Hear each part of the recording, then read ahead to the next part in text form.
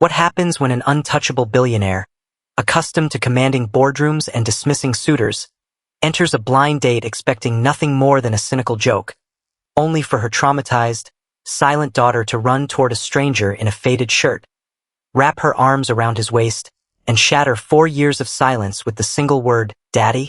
The whole restaurant falls into absolute stillness. This quiet man is no ordinary stranger. He is an undercover Navy SEAL veteran carrying a solemn battlefield promise.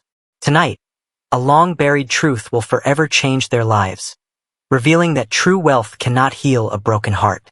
Before we immerse ourselves in this deeply moving story of sacrifice, silent devotion, and unexpected healing, if you believe that a single act of genuine kindness can pierce through the darkest storms of life, please take a moment to subscribe to our channel, hit the notification bell, and leave a comment below sharing where in the world you are joining us from tonight. Your constant support fuels our mission to bring you stories that remind us of what truly matters in the human heart. Now let us begin. The setting sun cast a cold, metallic copper sheen across the glass skyline of downtown Boston. High above the bustling noise of the financial district, on the top floor of the Sterling Global Headquarters, 63 stories of reinforced steel and smoked glass held the reign of one woman, Emma Sterling. 38 years old, Emma was a titan of modern industry. As the founder and chief executive officer of a billion-dollar biotechnology firm, her decisions altered international markets, and her face regularly graced the covers of global business journals. To the outside world, she was the ultimate embodiment of elegance, intellect, and ruthless efficiency. She moved through life clad in tailored Italian silk suits, her sharp features framed by dark blonde hair pulled into a flawless bun, and her gray-green eyes projecting an impenetrable barrier of authority. Yet, behind the soundproof glass of her corner office, when the secretaries had departed and the glowing monitors dimmed to standby mode, Emma was simply a mother drowning in a private ocean of grief. In the far corner of her expansive office, sat on a plush, charcoal leather sofa, was her 6-year-old daughter, Lily. Lily was a child carved from fragile porcelain. She had wide, dark chestnut eyes that once sparkled with boundless joy, but for the past 4 years, those eyes had contained only the quiet, haunted stillness of an empty room. Wrapped tightly in an oversized cashmere sweater that dwarfed her tiny frame, Lily sat with her knees pulled tightly to her chest. In her small, pale hands, she gripped a worn plush rabbit named Snowy.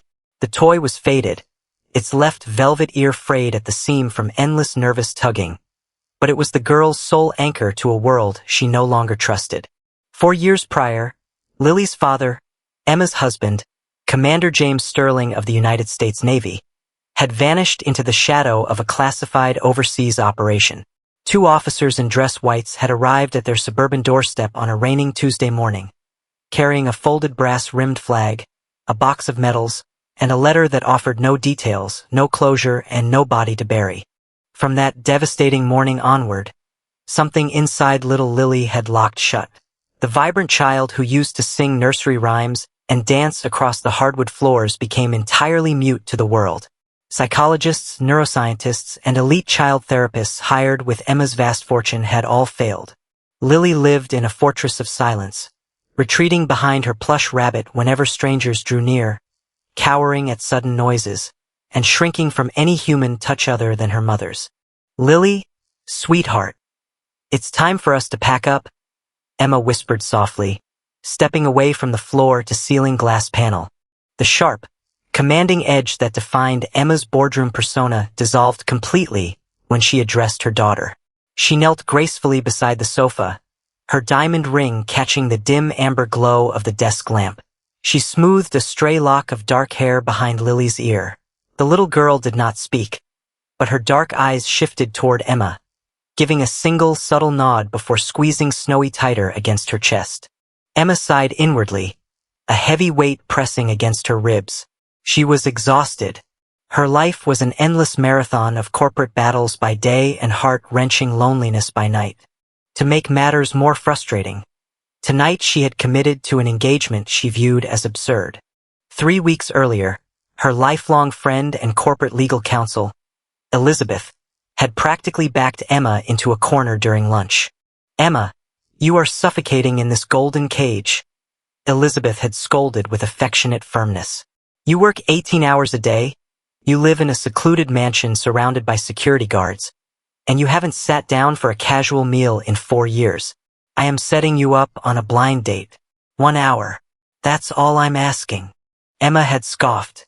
"Elizabeth, I don't have time for vanity projects. I manage 3,000 employees and a traumatized child. And you are killing yourself in the process?" Elizabeth had countered, pressing a handwritten address into Emma's palm. "He isn't one of your venture capitalist sharks. He isn't interested in your stock portfolio. Just go. If he turns out to be a bore, you can fake an executive emergency and leave after 30 minutes. Do it for yourself. Do it to breathe." Reluctantly, Emma had conceded just to end the relentless persuasion.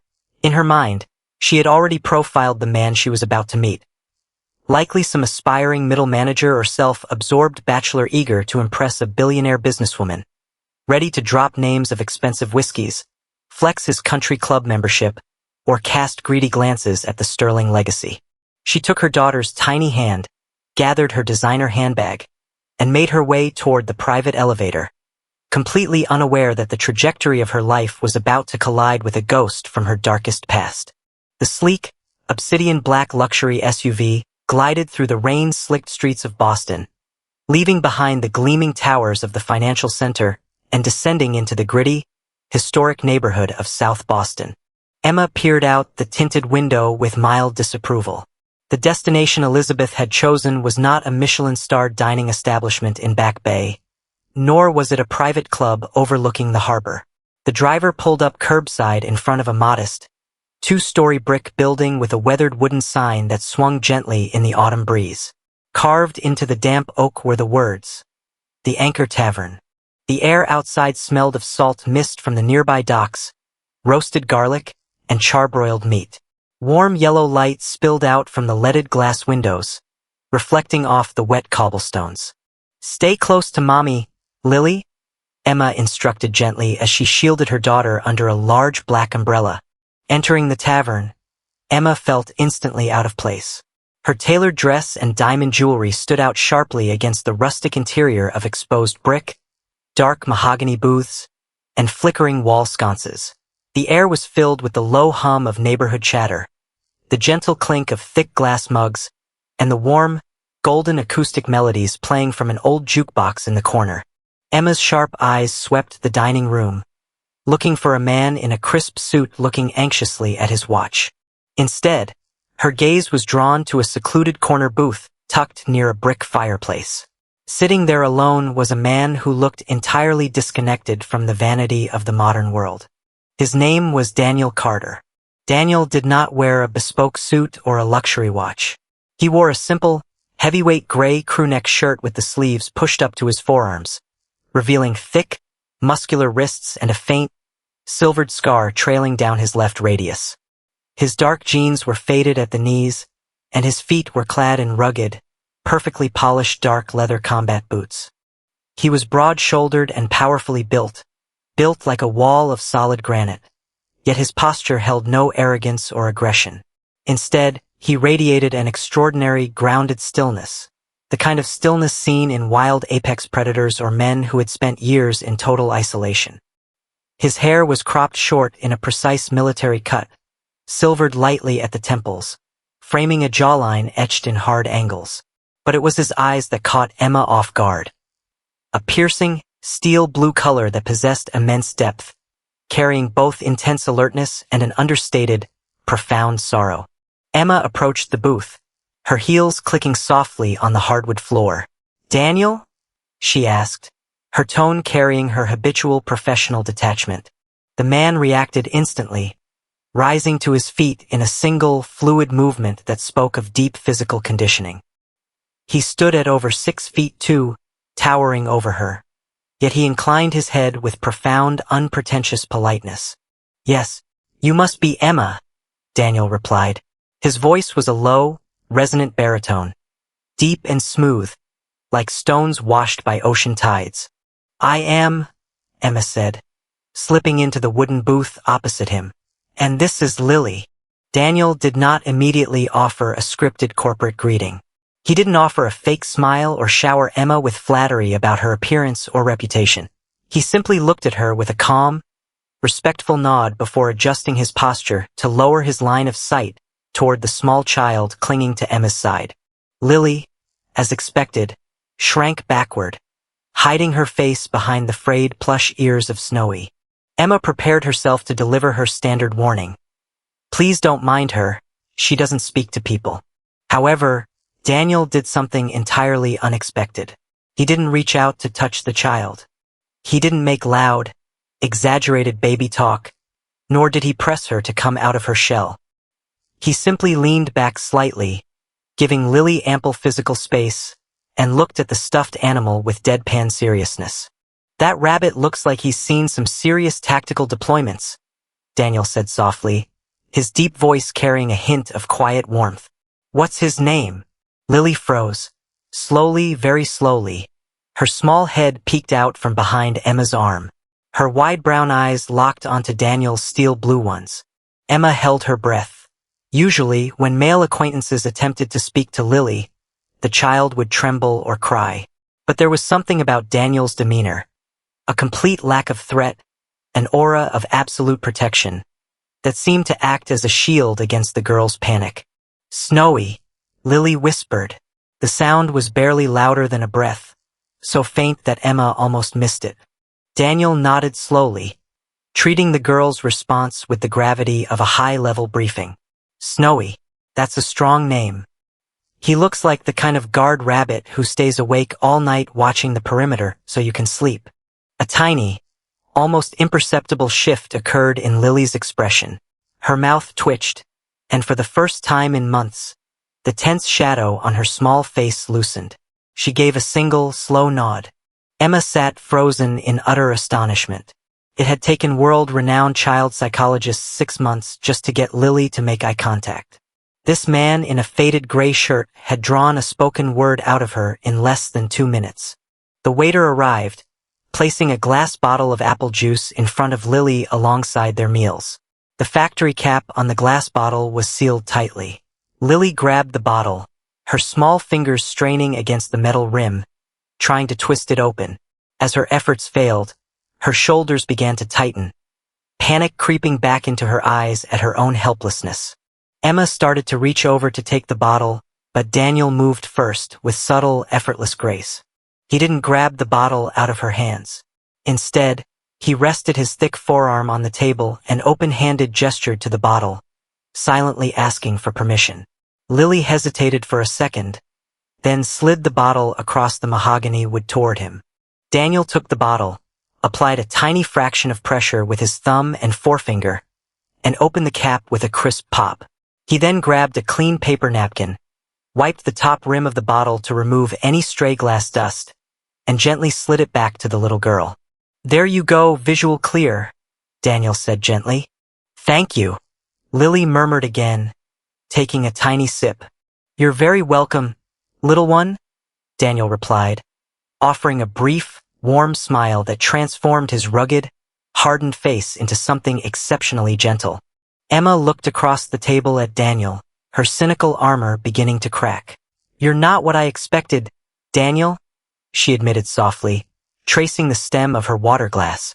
"Elizabeth didn't give me many details about you." "There isn't much to give," Daniel said, taking a sip of his black coffee. "I live a quiet life down by the shipyards." "What do you do for work?" "I do security consulting and maritime maintenance now," Daniel answered neutrally. "I keep things working." "And before that?" Emma pressed, her keen eye taking in his upright posture, his habit of facing the main entrance, and the faint silver scars along his knuckles. "Military." Daniel quieted for a moment, his gaze drifting toward the small fireplace where logs crackled softly. "Yes, I served for a long time. Army." "Navy," Daniel replied softly. Emma paused, a slight pang hitting her chest at the mention of the branch her late husband had served in. "Special Forces?" Daniel gave a modest, almost solemn nod, declining to boast. I was with the teams. But that was a lifetime ago. The dinner progressed smoothly. For the first time in 4 years, the crushing pressure in Emma's chest eased. Daniel didn't ask about her net worth or corporate acquisitions. Instead, he asked about her day-to-day life, listening with profound attention and offering thoughtful perspectives. He maintained a quiet awareness of Lily, ensuring she felt included without forcing her into the spotlight. By 8 o'clock, rain lashed against the windows.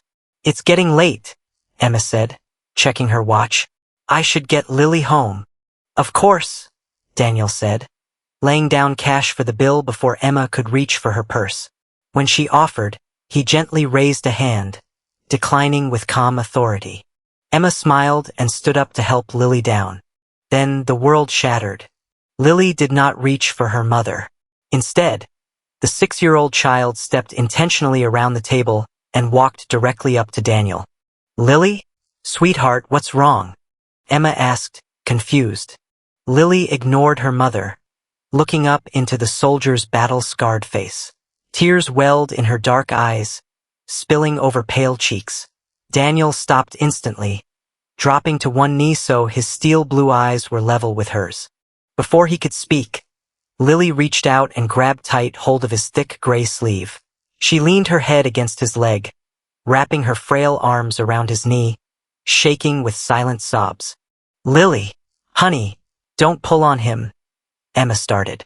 Squeezing her eyes shut, Lily let out a voice that echoed through the quiet restaurant. A voice dead to the world for 4 long years. Daddy! The word cut through the ambient hum like a lightning strike. Tables nearby went silent. Emma froze mid-step, the air rushing from her lungs. Lily, Emma whispered, her voice cracking. Baby, what did you say? The child clung to Daniel with desperate strength, her tiny voice crying out again, louder this time. Daddy, you came back. Daddy! Daniel stood motionless, looking completely undone. His strong hands hovered for a fraction of a second, trembling visibly, before he slowly knelt lower on the hard floor. Sweetheart, Daniel whispered, his throat tightening. Look at me. I'm not your daddy. Lily shook her head frantically, tears flying.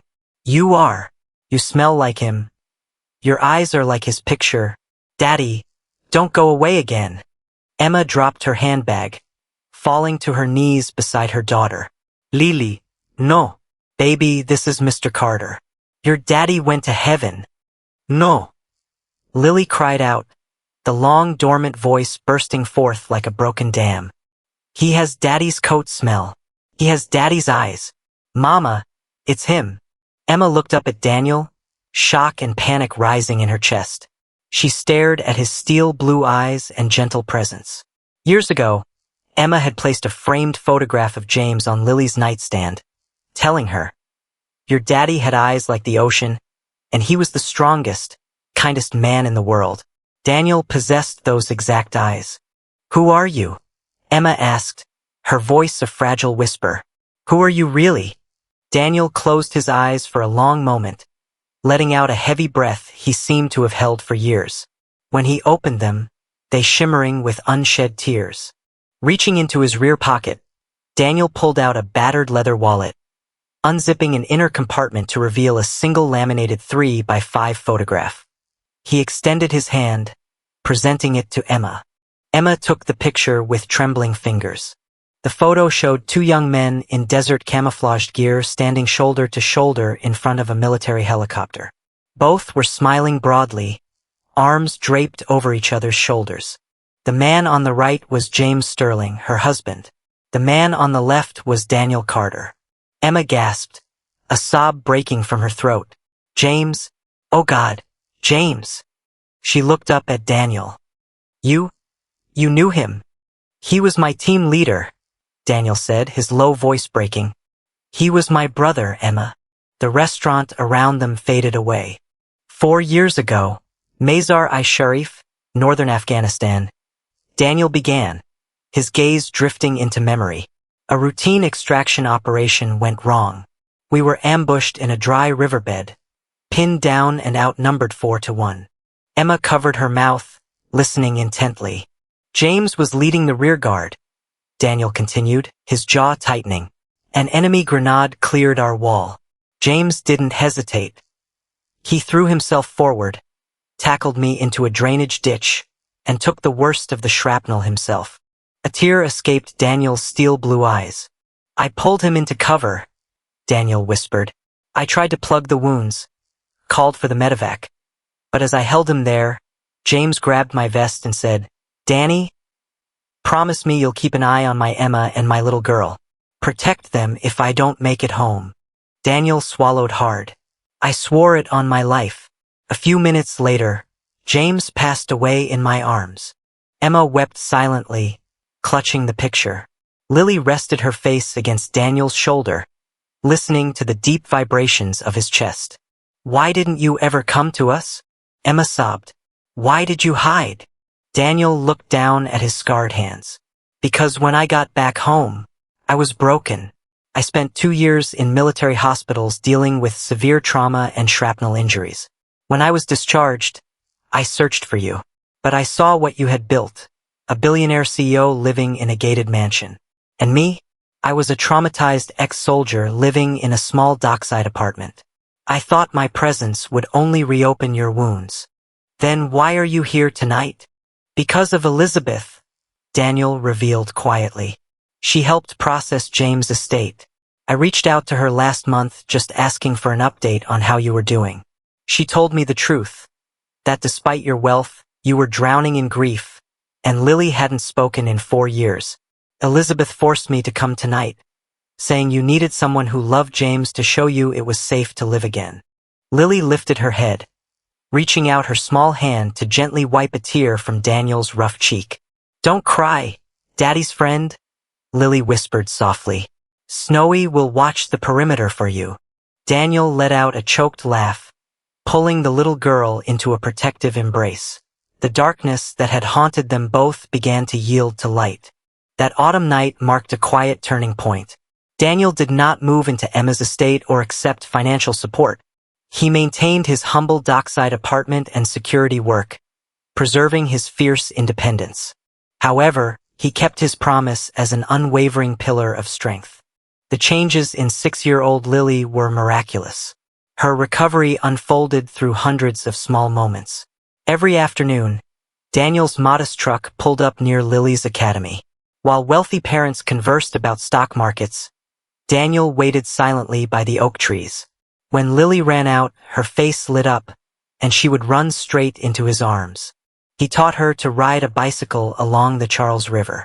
When she fell and scraped her knee, Daniel didn't panic. Kneeling beside her, he would say, "Pain is just information, little warrior. It means your body is fixing itself. Let's stand tall and take the hill again." Lily would wipe her eyes, nod bravely, and climb back onto her pedals. During a severe mid-December blizzard, heavy ice tore down power lines, plunging Emma's estate into darkness. The howling wind sent Lily into a severe panic attack. Suddenly, 3 firm knocks sounded at the door. Emma opened it to find Daniel covered in snow. He had ridden his motorcycle through 10 miles of freezing gale, knowing the storm would cut power and remembering how terrified Lily was of thunder. Without a word, Daniel stepped inside and walked to Lily's room. Sitting on the floor in the dark, he pulled a small brass lantern from his pack, illuminating the room with a warm glow. "Perimeter is secure, little warrior," Daniel said calmly. "I've got the night watch." Within minutes, the trembling stopped. Lily crawled out from under her bed, wrapped herself in a blanket, and fell fast asleep against Daniel's knee. Emma sat beside them in the dim lantern light, sliding her fingers into Daniel's rough hand, bound by shared grief, healing, and absolute trust. Spring arrived in Boston, breaking the winter ice. On a warm Sunday morning, a year after their meeting at the Anchor Tavern, they parked near a quiet cliff in Marblehead overlooking the Atlantic Ocean. Daniel stepped out in a simple navy suit, walking toward a granite memorial stone dedicated to Commander James Sterling and his fallen squad. Beside him stood Emma in a white summer dress, with Lily walking between them holding both their hands. Daniel knelt before the marker, placing a shiny silver Navy SEAL trident emblem on the cold stone.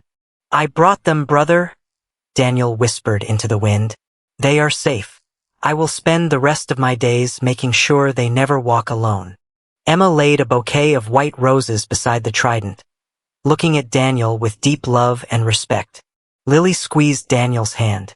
"Look, Mommy," she said, pointing toward the sparkling water. "Daddy is watching us. And he's happy because Daniel is here." Daniel hoisted Lily onto his broad shoulder as she giggled, wrapping her arms around his neck. Emma stepped close, resting her head against his chest. The golden cage of wealth was gone, replaced by the sanctuary of a real family. Years later, when business journalists asked billionaire Emma Sterling to name the most valuable moment of her life, she would never cite a corporate merger or technology breakthrough.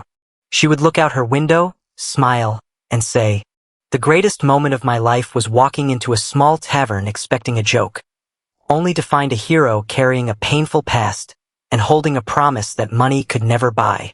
True strength does not lie in bank accounts or titles. It lies in the quiet dignity of a person who keeps their word when no one is watching, holding light through someone else's dark storm. Daniel Carter saved lives on battlefields, but his greatest act of bravery was simpler. He chose to keep a silent vow. The quiet stranger sitting alone at a restaurant might be fighting a silent battle. A person in modest clothes might carry a heart richer than gold. A single act of genuine kindness, a quiet promise kept, can save a human soul. You do not need $1 billion to change someone's world. All you need is a little heart, a little courage, and the kindness to care. Thank you for joining us today. If this story touched your heart, please share it with someone who needs a reminder that hope still exists. Don't forget to like, subscribe, and leave your thoughts below. Until next time, stay safe, take care of one another, and always choose kindness.